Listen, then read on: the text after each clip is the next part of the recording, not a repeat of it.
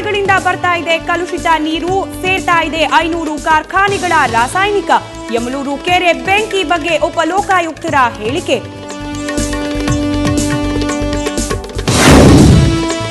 ಊರಿನ ಸಮಸ್ಯೆ ಎತ್ತಿದ್ದಕ್ಕೆ ಮಗ ಕೊಲೆಯಾದ, ನ್ಯಾಯಕ್ಕಾಗಿ ಅಂಗಲಾಚಿದ ತಾಯಿಗೆ ಬಹಿಷ್ಕಾರದ ಶಿಕ್ಷೆ.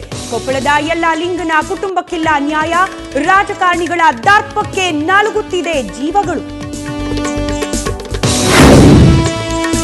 ಬೆಂಗಳೂರಿನ ನಾಗಾವರದಲ್ಲಿ ಬೀದಿ ನಾಯಿಗಳ ಅಟ್ಟಹಾಸ.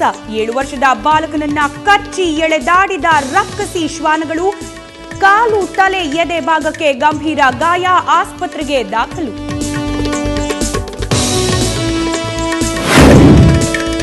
ದೆಹಲಿಯ ಕೇಶವಾಪುರಂ ಮಾರ್ಕೆಟ್ನಲ್ಲಿ ಆಕಸ್ಮಿಕ ಅಗ್ನಿ ಅವಘಡ.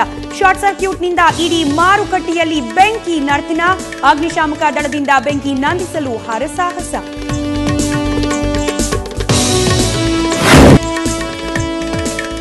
ಮಲ್ಲೇಶ್ವರಂ ಪಿಯು ಬೋರ್ಡ್ನಲ್ಲಿ ಭುಗಿಲೆದ್ದ ಆಕ್ರೋಶ. ರೊಚ್ಚಿಗೆದ್ದ ವಿದ್ಯಾರ್ಥಿಗಳಿಂದ ಕಚೇರಿ, ಪೀಠೋಪಕರಣ ಧ್ವಂಸ.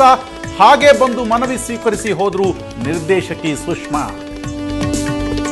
ವಿರುದ್ಧ ಖರ್ಗೆ ವಾಗ್ದಾಳಿ.